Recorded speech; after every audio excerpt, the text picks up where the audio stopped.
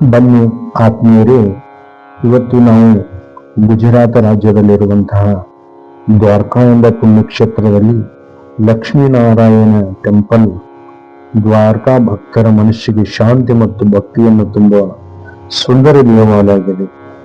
ಈ ದೇವಾಲಯದಲ್ಲಿ ಶ್ರೀ ಮಹಾವಿಷ್ಣು ಲಕ್ಷ್ಮಿಯೊಂದಿಗೆ ನಾರಾಯಣ ರೂಪದಲ್ಲಿ ವಿರಾಜಮಾನವಾಗಿದ್ದಾನೆ. ಭಕ್ತರು ಈ ದೇವಾಲಯವನ್ನು ಐಶ್ವರ್ಯ ಮತ್ತು ಧರ್ಮ ಮತ್ತು ಅಧ್ಯಾತ್ಮ ಸಮರ ಸಂಕೇತವನ್ನು ಭಾವಿಸುತ್ತಾರೆ. ಭಾರತೀಯ ಸಂಸ್ಕೃತಿಯಲ್ಲಿ ಲಕ್ಷ್ಮಿ ಮತ್ತು ನಾರಾಯಣನು ಎಂದಿಗೂ ಬೇರ್ಪಡಿಸಿ ನೋಡಲಾಗುವುದಿಲ್ಲ. ನಾರಾಯಣನು ಜಗತ್ತಿನ ಪಾಲಕನಾದರೆ ಲಕ್ಷ್ಮೀದೇವಿ ಸಂಪತ್ತು, ಸೌಭಾಗ್ಯ, ಕರುಣೆ, ಮಂಗಳಕರ ಅಧಿಷ್ಠ.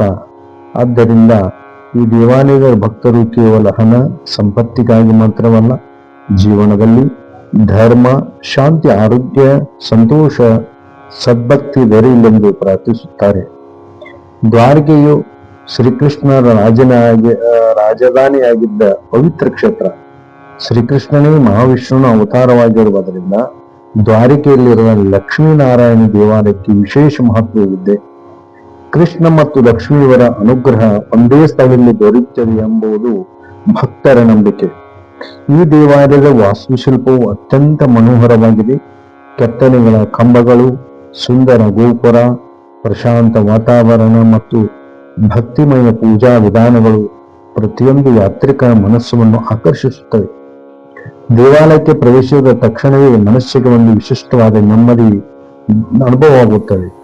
ಆಧ್ಯಾತ್ಮಿಕವಾಗಿ ಲಕ್ಷ್ಮೀನಾರಾಯಣರು ನಮಗೆ ಒಂದು ಮಹತ್ವದ ಸಂದೇಶವನ್ನು ನೀಡುತ್ತಾರೆ. ಸಂಪತ್ತು ಧರ್ಮದೊಂದಿಗೆ ಸೇರಿದಾಗ ಮಾತ್ರ ಅದು ನಿಜವಾದ ಲಕ್ಷ್ಮಿ. ಧರ್ಮವಿಲ್ಲದ ಸಂಪತ್ತು ದುಃಖಕ್ಕೆ ಕಾರಣವಾಗಬಹುದು. ಆದ್ದರಿಂದ ನಾರಾಯಣನು ಧರ್ಮದ ಪ್ರತೀಕ, ಲಕ್ಷ್ಮಿಯು ಐಶ್ವರ್ಯ ಪ್ರತೀಕ. ಇವರಿಬ್ಬರ ಆರಾಧನೆಯನ್ನ ನಮ್ಮ ಜೀವನದಲ್ಲಿ ಸಮತೋಲನೆಯನ್ನು ತರಲು ಸಹಾಯ ಮಾಡುತ್ತದೆ. ಈ ದೇವಾಲಯಕ್ಕೆ ಬರುವ ಭಕ್ತರು ವಿಷ್ಣು ಸಹಸ್ರನಾಮ, ಓಂ ನಮೋ ನಾರಾಯಣ ಎಂಬ ಮಹಾಮಂತ್ರ, ಶ್ರೀ ಸೂಕ್ತ ಪಠಣವನ್ನು ಭಕ್ತಿಯಿಂದ ಮಾಡುತ್ತಾರೆ. ಇಂಥ ಆರಾಧನೆಯಿಂದ ಮನಸ್ಸಿಗೆ ಶಾಂತಿ, ಕುಟುಂಬದಲ್ಲಿ ಸೌಹಾರ್ದತೆ ಮತ್ತು ಜೀವನದಲ್ಲಿ ಶುಭ ಫಲಗಳನ್ನು ದೊರೆಯುತ್ತೆ ಎಂದು ನಂಬಿಕೆಯನ್ನು ನೋಡಬಹುದು. ದ್ವಾರಕೆ ಲಕ್ಷ್ಮೀನಾರಾಯಣ ದೇವಾಲಯವು ಒಂದು ದೇವಾಲಯವಲ್ಲ, ಅದು ಧರ್ಮ, ಭಕ್ತಿ, ಐಶ್ವರ್ಯ ಮತ್ತು ಆಧ್ಯಾತ್ಮಿಕ ಜೀವನದ ಸಂದೇಶವನ್ನು ಸಾರುವ ಪವಿತ್ರ ಕ್ಷೇತ್ರವಾಗಿದೆ. ದ್ವಾರಕೆಗೆ ಭೇಟಿ ನೀಡುವ ಪ್ರತಿಯೊಬ್ಬ ಭಕ್ತರು ಇಲ್ಲಿ ದರ್ಶನವನ್ನು ಪಡೆದು ಧರ್ಮದೊಂದಿಗೆ ಬದುಕಲಾಗುತ್ತದೆ. ಲಕ್ಷ್ಮಿ ಅನುಗ್ರಹ ಶಾಶ್ವತವಾಗಿದೆ ಎಂದು ಜೀವನದ ಅಮೂಲ್ಯ ಸಂದೇಶ ತಮ್ಮೊಂದಿಗೆ ಕೊಂಡೊಯ್ಯಲು ಇಲ್ಲಿ ನಾವು ನೋಡಲಿಕ್ಕೆ ಸಿಗುತ್ತದೆ. ದ್ವಾರಕೆಯಲ್ಲಿ ಸಾಕ್ಷಾತ್ ಪರಮಾತ್ಮನು ಎಲ್ಲ ಅವತಾರಗಳನ್ನ ನೋಡಲಿಕ್ಕೆ ನಮಗೆ ಇಲ್ಲಿ ಸಿಗ್ತದೆ. ಅಂತ ಒಂದು ಆಧ್ಯಾತ್ಮಿಕ ಶಾಂತಿಯ ಕೇಂದ್ರವಾದಂತಹ ಈ ಒಂದು ದೇವಸ್ಥಾನವನ್ನ ನೋಡಿ, ಶಿಲೆ ಶಾಸನಗಳನ್ನ, ಇಲ್ಲಿ ಇರುವಂತಹ ದೇವಸ್ಥಾನದ ಗೋಪುರಗಳನ್ನ ನೋಡಿದರೆ ಮನುಷ್ಯನಲ್ಲಿ ಒಂದು ಶಾಂತತೆ ಹಾಗೂ ಪರಮಾತ್ಮನ ಕಡೆಗೆ ಒಂದು ಆತ್ಮವನ್ನ ಆಕರ್ಷಣೆ ಮಾಡುವಂತಹ ಈ ಒಂದು ಕ್ಷೇತ್ರ. ಅದೇ ರೀತಿಯಾಗಿ ಈ ದ್ವಾರಕೆಯಲ್ಲಿ ಪರಮಾತ್ಮ ನಾರಾಯಣ ಅವತಾರವನ್ನ ವಿಶೇಷವಾದಂತಹ ಇಲ್ಲಿ ವಿಗ್ರಹಗಳಲ್ಲಿ ನಮ್ಮ ನೋಡ್ಲಿಕ್ಕೆ ಸಿಗ್ತದೆ. ಅಂತಹ ವಿಗ್ರಹಗಳನ್ನ ಇಲ್ಲಿ ತುಂಬಾ ಒಂದು ಶೈಲ್ಯವಾದಂತಹ ಸುಂದರವಾದಂತಹ ಶೈಲಿಯಲ್ಲಿ ಹಾಗೂ ಪರಮಾತ್ಮನ ಅವತಾರ ಲೀಲೆಗಳನ್ನ ಹಾಗೂ ಇನ್ನೂ ಎಷ್ಟೋ ದೇವತೆಗಳ ಹಾಗೂ ತನ್ನ ಲೀಲೆಗಳನ್ನ ಮಚ್ಚ ಅವತಾರ ಆಗಿರ್ಬೋದು, ತಾನು ವಾಮನ ಅವತಾರ ಆಗಿರಬಹುದು, ಇದೇ ರೀತಿಯಾಗಿ ಅವತಾರಗಳ ಒಂದು ರಾಶಿಯನ್ನ ಇಲ್ಲಿ ನಮ್ಮ ಒಂದು ಲಕ್ಷ್ಮೀನಾರಾಯಣ ಮಂದಿರದಲ್ಲಿ ನೋಡ್ಲಿಕ್ಕೆ ಸಿಗ್ತದೆ. ನೋಡಿ, ಎಲ್ಲಾ ದೇವಸ್ಥಾನ ಮಾಡಿದಂಥ ಪರಮಾತ್ಮ ಅವತಾರಗಳನ್ನ ಮಾಡಿಕೊಂಡು ದುಷ್ಟರನ್ನ ಸಂಹಾರ ಮಾಡಿದಂತಹ ಇಲ್ಲಿ ತನ್ನವನ್ನು ಚೈತನ್ಯ ಮೂರ್ತಿಗಳನ್ನ ನೋಡ್ಲಿಕ್ಕೆ ಸಿಗ್ತದೆ.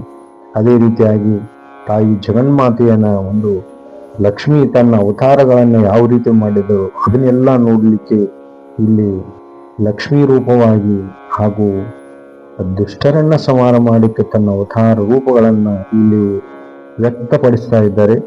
ಅಷ್ಟೇ ಅಲ್ಲ, ವರ್ಣನೆ ಮಾಡಲಿಕ್ಕೆ ಸಾಧ್ಯ ಇಲ್ಲ, ಅಷ್ಟು ಸುಂದರವಾದಂತಹ ದ್ವಾರಕೆಯಲ್ಲಿ ಲಕ್ಷ್ಮೀನಾರಾಯಣ ಮಂದಿರವನ್ನ ವಿಹಂಗವನ್ನು ನೋಟಿದಾಗ ಬಹಳ ಸುಂದರವಾದಂತಹ ಆಕರ್ಷಣೀಯವಾದಂತಹ ಈ ಒಂದು ಮಂದಿರ ಹಾಗೂ ಒಂದು ಪ್ರಶಾಂತತೆ, ಶಾಂತತೆ, ಅಲ್ಲಿರುವಂತಹ ಒಂದು ಸ್ವಚ್ಛತೆ, ಮನಸ್ಸಿಗೆ ಆಹ್ಲಾದವನ್ನು ವ್ಯಕ್ತಪಡಿಸುವಂತಹ ಈ ಲಕ್ಷ್ಮೀನಾರಾಯಣ ಮಂದಿರದಲ್ಲಿ ಆ ಒಂದಷ್ಟು ಕೆಲವಷ್ಟು ವೇಳೆಯನ್ನ ಕಳೆದಾಗ ಬಹಳ ಆನಂದವಾದಂತಹ ಈ ಒಂದು ಇಲ್ಲಿ ನೋಡ್ಲಿಕ್ಕೆ ನಮಗೆ ಸಿಕ್ಕಿತು.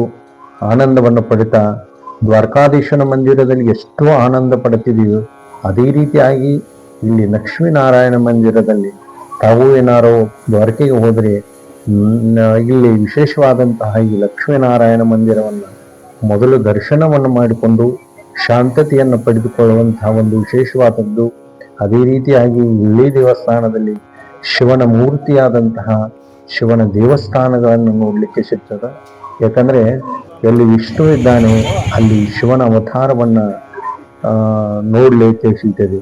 ಅಂದ್ರೆ ಸಿದ್ದೇಶ್ವರ ಮಹಾದೇವ ಅನ್ನುವಂತ ಈ ದೇವಸ್ಥಾನ ಇಲ್ಲಿ ಸಮೀಪದಲ್ಲಿ ಬಹಳ ಸುಂದರವಾದಂತಹ ಈ ಶಿವನ ಒಂದು ಪಿಂಡಿಕೆಯನ್ನು ನೋಡ್ಲಿಕ್ಕೆ, ಅಲಂಕಾರವನ್ನು ನೋಡ್ಲಿಕ್ಕೆ, ಅದೇ ರೀತಿಯಾಗಿ ಮುಂದಿರುವಂತಹ ನಂದಿಯನ್ನು ನೋಡ್ಲಿಕ್ಕೆ ಇಲ್ಲಿ ಪ್ರಶಾಂತವಾದಂತಹ ದೇವಸ್ಥಾನದಲ್ಲಿ ನೋಡ್ಲಿಕ್ಕೆ ಸಿಗ್ತದೆ. ಅದೇ ರೀತಿಯಾಗಿ ಜಗನ್ಮಾತೆ ಪಾರ್ವತಿ ದೇವಿ ಅವತಾರಗಳಲ್ಲಿ ಶ್ರೇಷ್ಠವಾದಂತಹ ಅವತಾರಗಳನ್ನ ಮಾಡಿದಂತಹ ಕ್ಷೇತ್ರವಾದಂತಹ ಇಲ್ಲಿ ಅವು ನೋಡ್ಲಿಕ್ಕೆ ನಮಗೆ ಬಹಳ ಒಂದು ಸುಂದರ ಶೈಲಿಯಲ್ಲಿ ಆ ಪರಮಾತ್ಮ ದೇವಿಯನ್ನ ನಮಗ ನೋಡ್ಲಿಕ್ಕೆ ಸಿಗ್ತದೆ. ಅಂತ ಒಂದು ವಿಶಿಷ್ಟವಾದಂತಹ ಈ ಮಹಾದೇವ ಮಂದಿರದಲ್ಲಿ ನಾವು ನೋಡಬಹುದು. ಅಂದ್ರೆ ಈ ದ್ವಾರಕೆಯಲ್ಲಿ ಬಹಳ ತುಂಬಾ ಪವಾಡ ಹಾಗೂ ಒಂದು ವಿಶೇಷವಾದ ಶಕ್ತಿಯನ್ನು ಪಡೆದುಕೊಂಡಂತಹ ಇಲ್ಲಿ ದೇವಸ್ಥಾನಗಳನ್ನು ನಮಗೆ ನೋಡ್ಲಿಕ್ಕೆ ಸಿಗ್ತದೆ.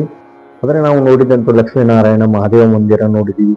ಅದೇ ರೀತಿ ಅಲ್ಲಿರುವಂತಹ ದೇವಸ್ಥಾನ ವಿಗ್ರಹಗಳಲ್ಲಿರುವಂತಹ ಅನುಭವವನ್ನು ನಾವು ಪಡೆದುಕೊಂಡು ಇಲ್ಲಿಂದ ನೇರವಾಗಿ ಮತ್ತು ನಾವು ಇನ್ನೂ ಈ ಸಮುದ್ರದ ದಂಡೆಯಲ್ಲಿರುವಂತಹ ಇನ್ನೂ ಒಂದು ವಿಶೇಷವಾದಂತಹ ಮಹಾದೇವ ಮಂದಿರವನ್ನ ನೋಡ್ಲಿಕ್ಕೆ ಸಿಗ್ತದೆ. ಆ ಮಹಾದೇವ ಮಂದಿರ ವರ್ಣನೆಯನ್ನ ನೋಡಲು ಬನ್ನಿ. ಸಮುದ್ರದ ಅಲೆಗಳ ನಡುವೆ ಭವ್ಯವಾಗಿ ನೆಲೆಸಿರುವ ಬಡಕೇಶ್ವರ ಮಹಾದೇವ ದೇವಾಲಯವು ಅಪಾರ ಆಧ್ಯಾತ್ಮಿಕ ಮಹತ್ವವನ್ನು ಹೊಂದಿದಂತಹ ಒಂದು ದೇವಸ್ಥಾನ. ಈ ದೇವಾಲಯವು ಸಮುದ್ರದೊಳಗೆ ಬಂಡೆಯೊಂದರ ಮೇಲೆ ನಿರ್ಮಾಣವಾಗಿದೆ. ಸಮುದ್ರದೊಳಗೆ ಅಂದ್ರೆ ಕಡಲಿನ ಅಬ್ಬರ ಬಂದಾಗ ದೇವಾಲಯದ ಸುತ್ತಲೂ ನೀರು ಆವರಿಸುತ್ತದೆ. ಅದೇ ರೀತಿಯಾಗಿ ಕೆಲವೊಮ್ಮೆ ಅಲ್ಲಿಗೆ ಹೋಗುವ ದಾರಿಯೂ ಮುಳುಗುತ್ತದೆ. ನೀರು ಉಳಿದಾಗ ಭಕ್ತರು ಕಾಲ್ನಡಿಗೆ ದೇವಾಲಯವನ್ನು ತಲುಪಿ ಶಿವನ ದರ್ಶನವನ್ನು ಪಡೆಯುತ್ತಾರೆ. ಈ ದೃಶ್ಯವನ್ನು ನೋಡಿದಾಗ ಪ್ರಕೃತಿ ಪ್ರತಿದಿನ ಶಿವನಿಗೆ ಅಭಿಷೇಕ ಮಾಡುತ್ತಿರುವಂತೆ ಭಾಸವಾದಂತಹ ಒಂದು ದೇವಸ್ಥಾನ. ಸ್ಥಳೀಯ ನಂಬಿಕೆ ಪ್ರಕಾರ ಈ ಶಿವಲಿಂಗವು ಸ್ವಯಂಭೂ ಶಿವಲಿಂಗವಾಗಿದೆ. ಮಹಾದೇವರು ಈ ಕ್ಷೇತ್ರ ಭಕ್ತರಿಗೆ ಅನುಗ್ರಹ ನೀಡಲೆಂದು ನೆಲೆಸಿದ್ದಾರೆ ಎಂಬ ಭಕ್ತರು ನಂಬುತ್ತಾರೆ. ಸಮುದ್ರದ ಅಲೆಗಳು ದಿನವೂ ಶಿವಲಿಂಗಕ್ಕೆ ಅಭಿಷೇಕ ಮಾಡುವುದರಿಂದ ಇದನ್ನು ಪ್ರಕೃತಿಯ ನಿತ್ಯ ರುದ್ರಾಭಿಷೇಕವೆಂದು ಕರೆಯುತ್ತಾರೆ. ಈ ದೇವಾಲಯವು ನಮಗೆ ಒಂದು ಆಳವಾದ ಆಧ್ಯಾತ್ಮಿಕ ಸಂದೇಶವನ್ನು ನೀಡುತ್ತದೆ. ಸಮುದ್ರ ಅಲೆಗಳು ಎಷ್ಟು ಪ್ರಬಲವಾಗಿದ್ದರೂ ಬಂಡೆ ಮೇಲಿರುವ ಶಿವಲಿಂಗ ಅಚಲವಾಗಿರುವಂತೆ, ಅದೇ ರೀತಿ ಜೀವನದಲ್ಲಿ ಎಷ್ಟೇ ಕಷ್ಟಗಳು ಬಂದರೂ ಭಗವಂತನ ಮೇಲೆ ನಂಬಿಕೆ ದೃಢವಾಗಿದ್ದರೆ ನಾವು ಅಚಲವಾಗಿರಬಹುದು ಎಂಬುದು ಮಹಾದೇವರು ಬೋಧಿಸುತ್ತಾರೆ. ಸೂರ್ಯೋದಯ ಮತ್ತು ಸೂರ್ಯಾಸ್ತಗಳನ್ನ ಈ ದೇವಾಲಯದ ಸುಂದರ ವರ್ಣಾತೀತವಾಗಿವೆ. ಒಂದು ಕಡೆ ನೀಲಿಯ ಸಮುದ್ರ, ಮತ್ತೊಂದು ಕಡೆ ಅಸ್ತವಾಗುತ್ತಿರುವ ಸೂರ್ಯ, ಮಧ್ಯದಲ್ಲಿ ಶಿವನ ದೇವಾಲಯ. ಈ ದೃಶ್ಯ ಭಕ್ತರ ಮನಸ್ಸಿಗೆ ಶಾಶ್ವತ ನೆನಪಾಗಿ ಉಳಿಯುತ್ತೆ. ಆದ್ದರಿಂದ ಅನೇಕ ಯಾತ್ರಾರ್ಥಿ ಈ ಸಮಯದಲ್ಲಿ ವಿಶೇಷವಾಗಿ ದೇವಾಲಯಕ್ಕೆ ಭೇಟಿಯನ್ನು ನೀಡುತ್ತಾರೆ. ಸೂರ್ಯ ಅಸ್ತವಾಗುವುದನ್ನ ಬಹಳ ಸುಂದರವಾದಂತಹ ಈ ಸಮುದ್ರದಲ್ಲಿ ನೋಡ್ತಾ ನೀವು ಈ ದ್ವಾರಕೆಗೆ ಬಂದ್ರೆ ಈ ಪುಣ್ಯಕ್ಷೇತ್ರಗಳ ದರ್ಶನವನ್ನ ಮಾಡಿ, ಅದೇ ರೀತಿಯಾಗಿ ಇಲ್ಲಿವರೆಗೆ ಯಾರು ನಮ್ಮ ಚಲನವನ್ನ ಸಬ್ಸ್ಕ್ರೈಬ್ ಮಾಡಿಲ್ಲ, ಸಬ್ಸ್ಕ್ರೈಬ್ ಮಾಡಿ. ಮತ್ತೆ ನೀವು ಮುಂದಿನ ಒಂದು ವಿಡಿಯೋದಲ್ಲಿ ಮುಂದಿನ ಭಾಗದಲ್ಲಿ ಭೇಟಿಯಾಗೋಣ. ಅದೇ ರೀತಿಯಾಗಿ ಪರಮಾತ್ಮನ ಸೇವೆಗೆ ನೀವೆಲ್ಲರೂ ಪಾತ್ರರಾಗೋಣ ಅಂತ ಹೇಳಿ ಓಂ ನಮೋ ನಾರಾಯಣ, ಓಂ ನಮಃ ಶಿವಾಯ ಹೇಳ್ತಾ ಪ್ರಕೃತಿ ಮಾತೆಯಲ್ಲಿ ನೀವೆಲ್ಲರೂ ಆನಂದವನ್ನು ಕೊಡೋಣ. ಓಂ ನಮಃ ಶಿವಾಯ.